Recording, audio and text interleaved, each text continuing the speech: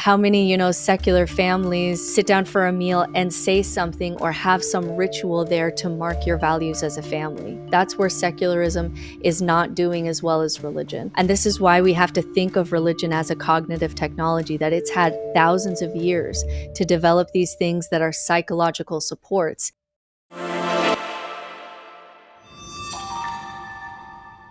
Hello and welcome to Secular Spotlight. I'm Scott Nickelbine, Director of IT here at the Freedom from Religion Foundation. And I'm Daniel Dossey, a legal data entry assistant for our legal team. And we are thrilled to have as our guest today Britt Hartley, an ex-Mormon who now bills herself as an atheist spiritual director, certified by the Center for Non-Religious Spirituality. She's also an ordained Sufi, among other things. Britt's book, No Nonsense Spirituality, offers a rational approach to spirituality without the need to believe in the supernatural. On YouTube and TikTok, she takes a firm atheist stance while maintaining an openness to a wide variety of spiritual experiences. We're so happy to have you here, Britt. Welcome to Secular Spotlight. Happy to be here with you guys. So, Britt, let's start with the word spirituality, which is kind of a fighting word for some atheists. Yeah. What's your definition of spirituality? Sure. And I know atheist spiritual director is kind of a spicy term because I'm pretty strong in my atheism, but I'm also pretty feisty in using the word spirituality. And spirituality is a notoriously difficult word to define. But for me, it just means connection to your deepest self and connection outside of self. For many people, that includes a supernatural element. For me, it doesn't. And we don't quite have secular words for this space. There isn't quite a secular word that contains the umbrella of things like awe and ritual and rites of passage and community and love and wisdom and all these things that have been associated with spirituality and religion. We don't quite have a secular word for spiritual. So in my mind, when we look at the Inquisition and Christianity kind of stealing things for its goals, part of my use of spirituality is I want to steal the good stuff back so that religion doesn't have the monopoly on things like awe or states of transcendence or things that really make life great. So I'm trying to steal some of the, that baby, and toss out the bathwater. So, do atheists have spiritual needs? I think so. Now, there may be some people who, there's just enough damage with that word that it's more appropriate to use other words, and that's okay if we need to do some translation work. But I think something that atheists need to be more aware of is that religion in many ways is a cognitive technology. And if we just look at religion as false truth claims, then it's very easy to just say all religion is bullshit and want to throw all of it out.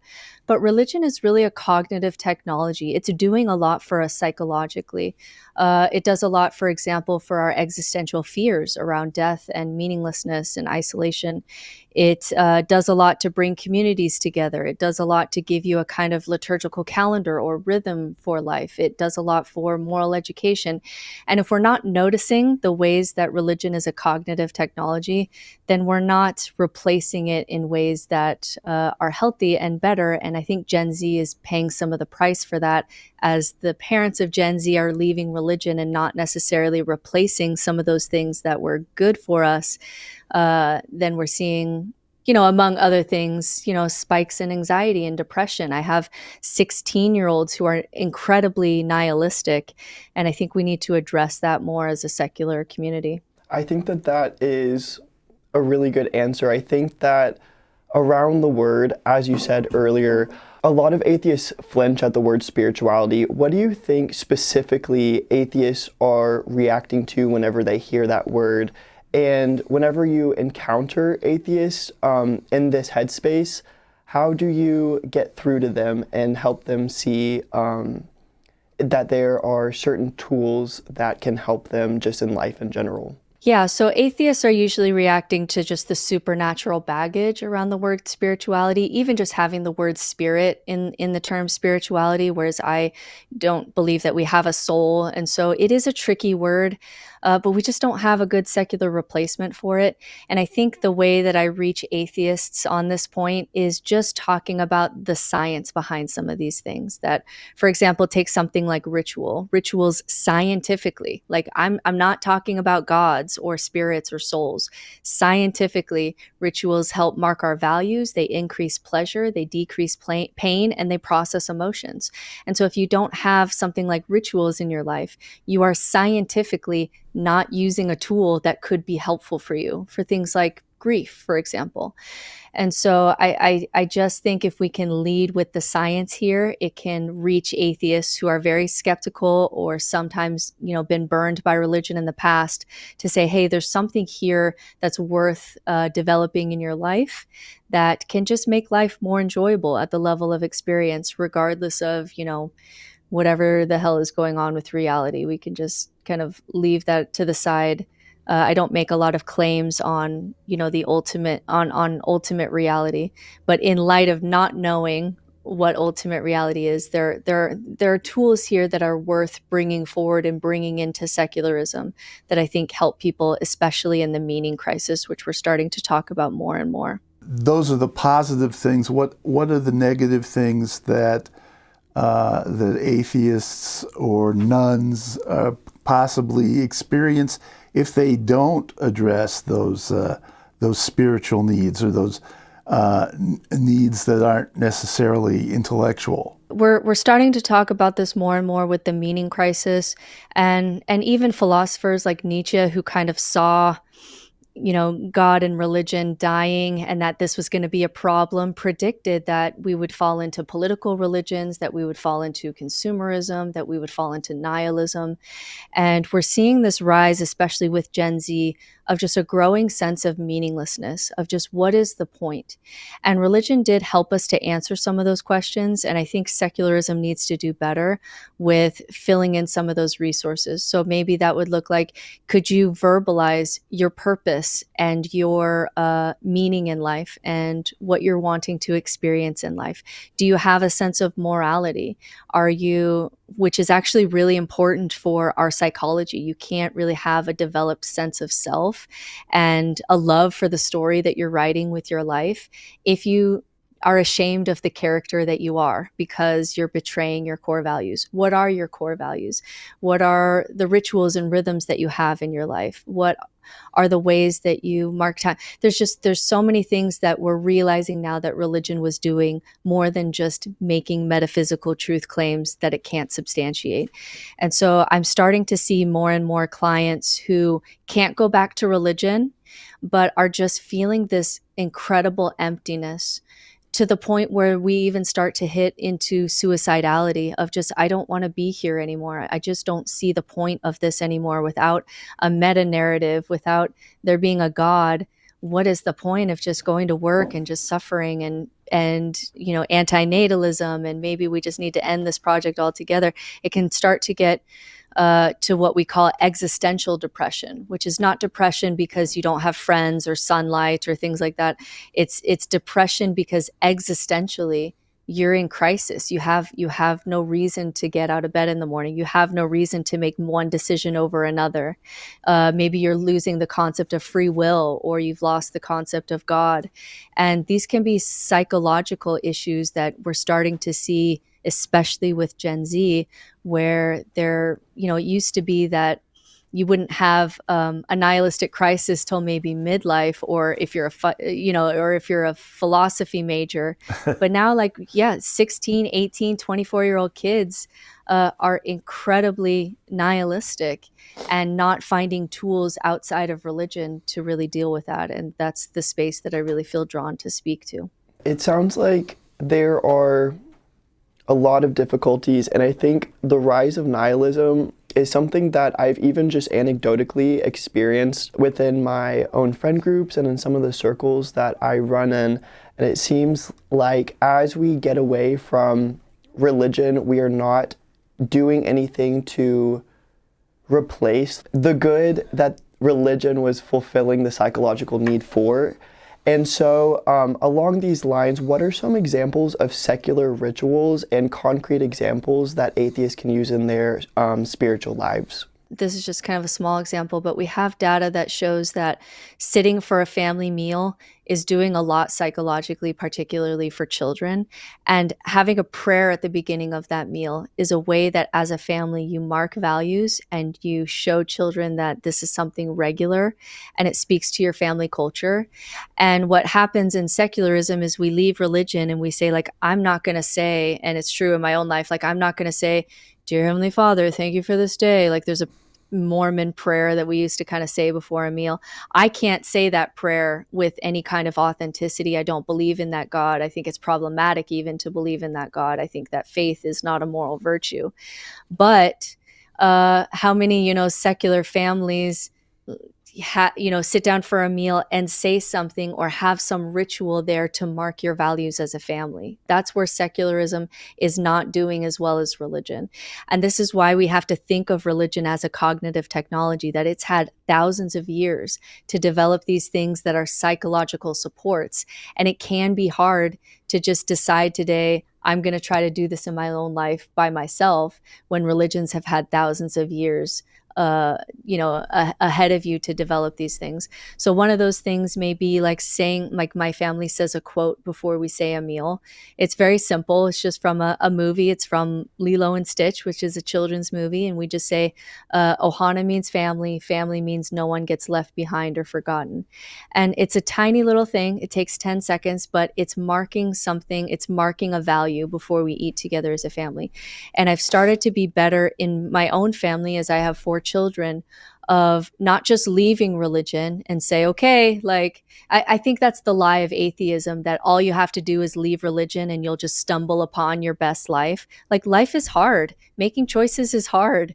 Separating, wisdom from kind of cheap knowledge is hard. Being a human is just extraordinarily hard. And so replacing a lot of those things in my family culture has been, to me, the best of both worlds. I don't have to indoctrinate my children into this religion that causes so much harm and is demonstrably not true, but also they can hopefully get the benefits, the psychological benefits that religious people do get. They tend to live longer. Over COVID, they psychologically did better. Like, there's science here that shows us that there are things here worth keeping.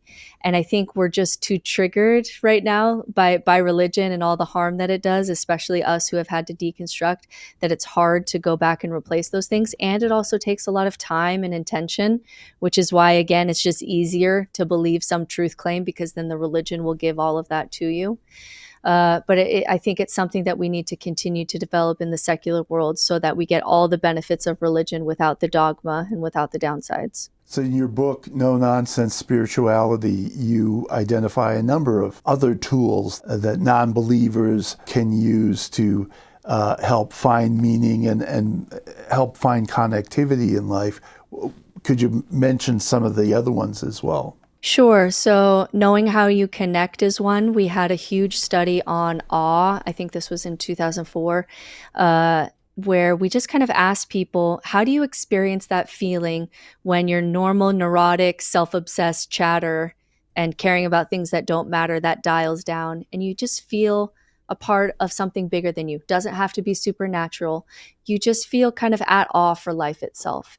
And we just kind of gathered information on how people experience this thing. And for some people, it was being out in nature. Some people, it's related to their body. For some people, it was protest work or the work that they do. For some people, it's their creativity.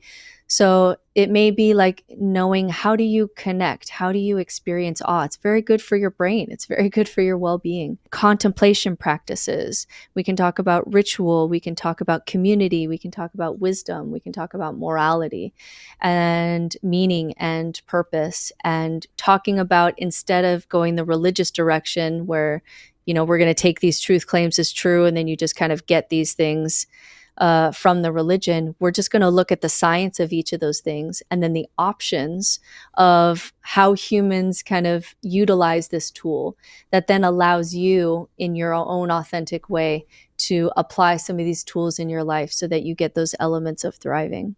I think one of the things I enjoy most about your content is the way that you integrate science into spirituality. For instance, the science of embodied cognition, which says we're not computers riding around at the top of meat robots. And I think that's a model that a lot of people, actually believers and non-believers, subconsciously accept without much thinking about it, and not realizing that our bodies are bringing so much to the equation of what we're thinking, what we're feeling, that to sort of just address nothing except what's going on between our ears is not actually going to be very productive. Yeah, it's a place where a lot of people get stuck, especially if you are highly analytical, if you're highly philosophical, if you are on the autism spectrum, especially. If you are only doing meaning of life in this disembodied place where you're just trying to do the math, like this abstract math of whether it's worth it to be alive, we're missing a key piece of life, which is that we are an experiencing thing. It is something to be like you. And that's a philosophical ground that we can build on that gets into existentialist philosophy, where it's really hard in nihilism when you lose that anchor of God to say, where are we building meaning from? Like what's the foundation here? And one foundation that seems to hold up, that no matter what is true about ultimate reality, the lights are on. It is a fundamentally different experience to have a beer with your friends or put your hand on a hot stove. There's something to be experienced here. And we can build on that. And so we can build on this concept of what is then worth experiencing, which kind of brings you out of this abstract math of nothing that I do will matter in a billion years. And it's like, yeah, if you're doing meaning of life from meaning that's going to last a billion years, yeah, you're going to end up in some really dark places. Like you're not going to make it as far as meaning in life. And I struggled in a lot of those philosophical places. But if you build life from the point of view of experience, that there's an experience to be had with life, and what are the kinds of things that are inherently worth experiencing, that's something that checks me back into my body, and now I can start to build on. And so I've really built a life from the ground up, where, I had a pretty big nihilistic existential crisis, was fairly suicidal for about 2 years after the death of God for me. I'm fairly neurotic, and God was doing a lot of legwork for me psychologically. But I was able to really build on this concept of, if life is just sandcastles, rather than look at it as meaningless, what are the sandcastles that are worth building just for the experience of it? Kind of like what we did as children, that even though the wave would come, there was something in the experience of building in a sandcastle that was still worth doing. And we can tap back into that. And that allowed me to into this radical freedom and authenticity of what is the kind of life that I want to experience. What are the people and the projects and the things that we're standing for and we're standing against, no matter what is ultimately true. Even if I do just die and that's it, it revealed a completely different kind of life, and one that I went from being suicidal to getting to a place where even if I die, even if religion wins, even if authoritarian wins, even if the earth blows up in a comet and nobody knows that we were here, I'm still glad that I got to experience being anything at all. And I didn't used to be grateful to just be experiencing life. And a lot of these tools really helped me to be able to build a life worth experiencing, where regardless of what is true, I'm glad that I got to experience this. Yes, basically everything that you just said has been, just resonated a lot with me, because I used to also be an evangelical Christian, and you were a very formative part in helping me deconstruct and leave Christianity, but not just leave it with a clean break, but help build up from the foundation. And I think a lot of what was confusing for me whenever I was leaving Christianity was almost the paradigm of meaning itself as described by religion, in the sense that meaning is often described to only be valuable if it is all-encompassing and extrinsically bestowed. But it sounds like you have a different definition and a different understanding of meaning. And so for people who are still in meaninglessness, in nihilism, and they hear you talking about meaning without referencing ultimate meaning, could you talk more about that? Yeah, and it's a big kind of mind fuck at first to validate your experience and also my own, to go from this external meaning that's really top down. These things are meaningful because this is reality, because God said so, this meta narrative, to building meaning from the ground up. It's very difficult. It really is changing a deep set operating system in your brain, and it takes time and it can be very difficult. It was for me. It sounds like it was for you also. So really it became this switch of meaning, not from this kind of bird's eye view, but meaning from my body up. And that's when, people will start to look at me and say, you're an atheist. Like, isn't it just depressing? Like, you don't have God, you're going to die. Like, isn't it just depressing all the time? You lose the magic of life. And for me, I did get the magic back in my life, where I can sit in the shower and just feel what it's like to have hot water fall in your hands, which is actually a very rare human experience. I can be driving on the car and think I'm flying through space on a space rock in a meat suit, and these sound waves are hitting my ear in this pleasurable way, and it's making my body do this kind of fun thing in the car. That's magic. Like, it's magical. And so for me, the reality is almost more magical than even our stories about it. And Mormonism has some pretty wild stories about what reality is, but reality is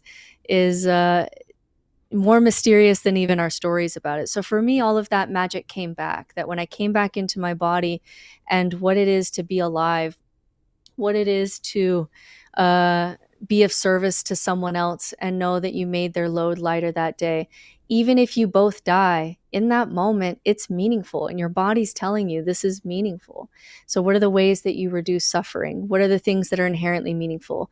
One of the ways that I tap into this is I'm a pretty bad waker-upper. I wake up on the wrong side of the bed. I don't think I've ever woken up on the right side of the bed. I don't even know where it is. And I'm at my most nihilistic when I first wake up in the morning. I've never been a morning person. I think, is it Camus who said, should I kill myself or have a cup of coffee? I understand what he was feeling when he wrote that. And something that I'll do is I will pretend to be 90 years old and just kind of, it's my last week of life. It's over. My body's broken. My mind doesn't really work anymore. My hips hurt. My back hurts. I can't hold on to new information like I used to. And I sit in that for a second. It sounds morbid, but I just kind of sit in that. And then I kind of wake up into my 40-year-old body. Oh my God, my daughter's still 7. She's still small enough to lay on my chest. And I still have taste buds, and French toast just tastes amazing.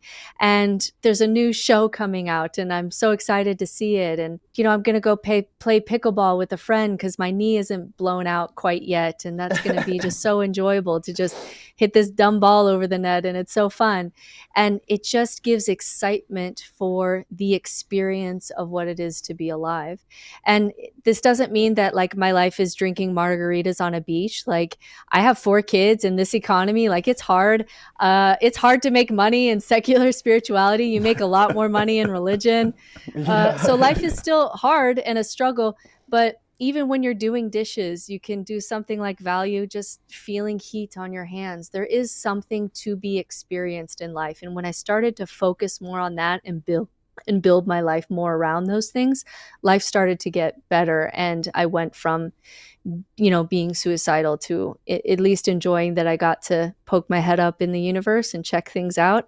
And then, when my turn is over, then my turn is over. So you've said several times that there was this period in which you were in a very dark place, feeling suicidality, and then you came to understand that there was a way to build spiritual meaning or meaning at all without that. But where did that insight come from? I mean, at what point did it suddenly occur to you that you could, that you didn't need this external narrative, that you didn't need the faith-based truth claims and those types of things? Yeah, it wasn't a rational thought for me at first, because my rational mind was very much in this place of life is meaningless, and it's maybe even better that to not have been born and that kind of stuff. But for me, as a Mormon, I had already had children, and there was this moment where my son was getting off the bus, and he looked for my face, and then when he saw my face, his face lit up, as if I was just the most important thing in the world. And then he runs to me. He was quite young at the time. He runs to me and kind of gives a big bear hug. And there was something in my body that was just screaming at me in that moment. Like, hello, hello, like just yelling at me, this is meaningful. And I had no rational way to make sense of that yet, because in my rational headspace, it was very much like we don't have free will. We're just these bags of atoms that bump into each other. Nothing, this earth is going to die eventually. Nobody knows that we're here. Nothing that I do matters in a million years. And so rationally, I didn't really have a way to make sense of this, but in my body, there was something happening that like, hey, this moment of your child seeing you and lighting up and running in for a hug, regardless of like, even if the universe doesn't care about this child, I do. And there was something just really that seems so simple, and to people outside of religion, like is so intuitive to them. But for me, it just was not intuitive yet, of being able to get back in my body and finding meaning of life there rather than meaning of life from this scale of a million years. And then I started to kind of dig into more existentialist philosophy, nihilism help, and all different kinds of tools for the meaning crisis, and found that secular spirituality was especially helpful because I was able to get back all the benefits of religion without having to, hold on to truth claims. And then life started to get better. But it really started with this moment in my body in a way that my rational mind couldn't make sense of yet. In my own experience, whenever I was religious, I think there's a lot less insistence and prevalence of enjoying something just for the sake of enjoying it. And I think that at the end of the day, that concept that I think a lot of religious people end up missing is simply mindfulness. And it sounds like that is kind of what you have discovered is presence in the present moment with being in the car and feeling your body shake. That's mindfulness, and that's presence. And it doesn't have to be connected to something spiritual or part of some bigger story for it to be meaningful. And so I found that a lot of religious people, if it doesn't fit within the grand narrative of salvation and redemption, then it isn't meaningful in and of itself. So yeah, it's nice to hear you talk about that. But along these lines of mindfulness and just different tools, I'm curious about your tools that you offer people whenever they come to you, whenever they are in a meaning crisis. Would you mind speaking about a few specific ones that you offer, and how have you seen certain people's lives either change, or what direction have you seen that go in? Yeah, more specifically, when somebody signs up to work with Britt Hartley, what does that look like? Yeah. I'm going to go back to what you originally said, because I loved what you said there, and then I'll lead into that question. But I just wanted to highlight what you were talking about, because I think it's important that one of the things that specifically Western religion does is disconnect you from your body, specifically Christianity, Mormonism. We had a scripture in Mormonism that the natural man is an enemy to God. Like your body is an enemy to God, right? Yes. And we get this from Christianity. Your body is fallen. It wants to sin. And we learn early on how to disconnect from just kind of intuitive morality. So, or intuition and presence altogether. And Western religion really only works if you are disconnected from your body, because there would have been more red flags for me in Mormonism, as far as the kinds of boundary violations that happened to me in Mormonism. Those would have been a problem if I was connected to my body. They're not really a problem if your body's an enemy. You just ignore them, like, oh, that's Satan or whatever it is, right? And it's one of the reasons that Buddhism does better with nihilism. And if you ever listen to Sam Harris talk, he'll be asked about nihilism sometimes. And for him, it's not even an issue. He just thinks it's a non-issue. For us coming from Christianity, it can be an issue. But Buddhists kind of start with suffering, and they highlight kind of nihilism, and they give lots of tools, like you were talking about presence, where nihilism doesn't really become a problem. For us, working with this meta narrative where we're disconnected from our bodies, how to do morality from your body, who you are from your body, your core values from your body, we don't even know where to start, because that disconnection from body happens so early for us. So what it looks like when I get someone in my office, and it's different for each person, and this is where I differ from other people in the space. There's a lot of people on YouTube, particularly men, who will talk about absurdism or optimistic nihilism or stoicism or Buddhism in these more abstract ways. But for me, I don't have a particular kind of ism that I'm trying to get everybody on board with. For me, as a spiritual director, and the training that I have is, what is the best fit for this particular person? Because there's differences in personality between, for example, an optimistic nihilist and an absurdist. I'm just trying to get this person from suffering to thriving. And so where I often start is with core values and narratives.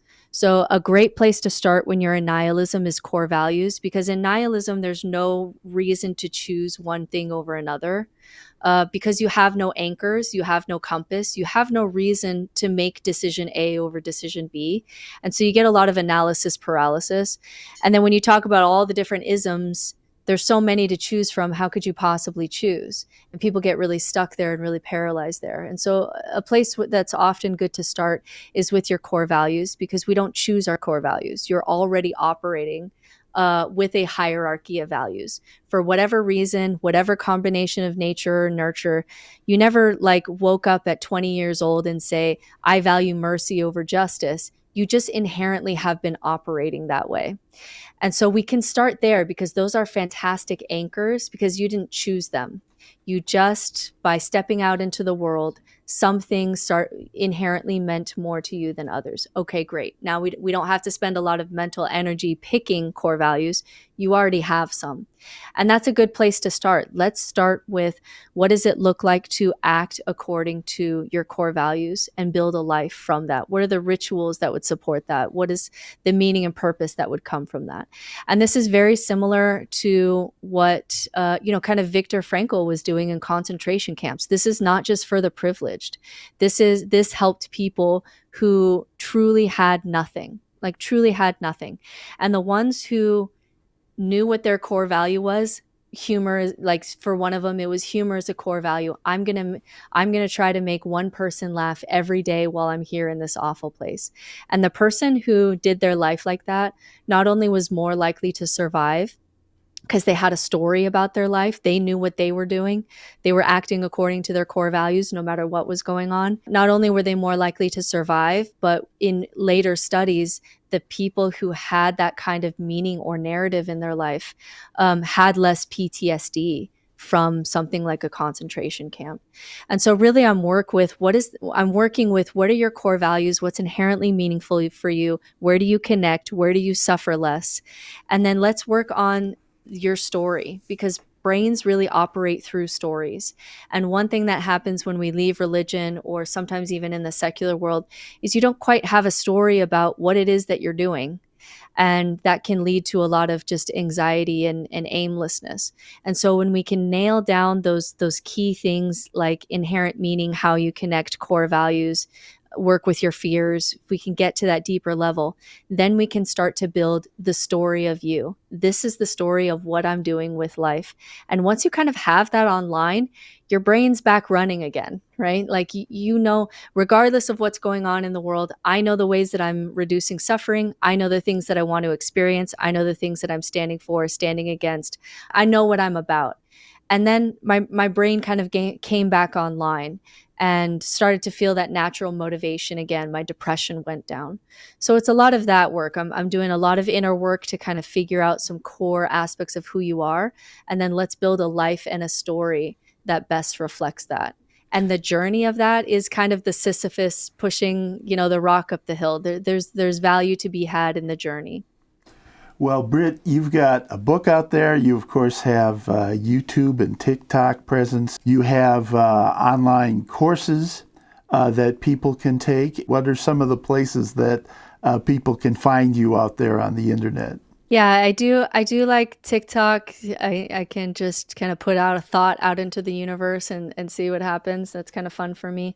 And YouTube. Right now, I'm not seeing clients one-on-one. I'm actually with the Center of Non-Religious Spirituality, training a cohort of spiritual directors to do what I do because we're just needing more people to address the meaning crisis. So I'm not seeing clients one-on-one, but I did just release this week a really big course on existential crisis and nihilism, where it would essentially be what I would do with a client over a year, but I kind of put it into a course. So I'm very proud of that. It took a lot of work, but I'm hoping that I'll be able to reach more people that way because I can't see as many people one-on-one as are reaching out to me. I have more people kind of on my wait list than I could possibly see as the meaning crisis is growing. So check out, my website. Everything's No Nonsense Spirituality, YouTube, my website, the name of the book, TikTok. It's that everywhere. And if this is really speaking to you, or if you know someone really struggling in this space, this course is the best I've ever seen as far as addressing these really deep issues, because this is the place that therapy is not meeting people well, is because therapists aren't philosophers. They're not trained in this kind of deeper philosophical issues around meaning and morality and some of these things. They're better at more symptom management for some of these things. And so I'm getting a lot of people who are having more benefit dealing with the philosophy here rather than kind of the therapy where just therapists aren't philosophers. And I think some of this is philosophical work. So that's available if this has spoken to you. But so lovely to meet you both, and amazing work that you guys are doing in your camp. Thank you so much, Britt. It was an honor to interview you. My pleasure. Well, Britt, thank you very much for being on Secular Spotlight. And if you would like to support our mission of becoming a member consider becoming a member at FFRF.org. And please like this episode and subscribe to this channel so you don't miss an episode. Thanks for watching, and we'll see you next time. My name's Jarvis, and I'm an out-of-the-closet atheist. I'm sure many of you have seen Clash of the Titans or The Immortals or 300, these blockbuster films about ancient Greek or Roman religion. Everyone, I hope, is an atheist about Zeus and Apollo. I just added Jesus and Muhammad to that list.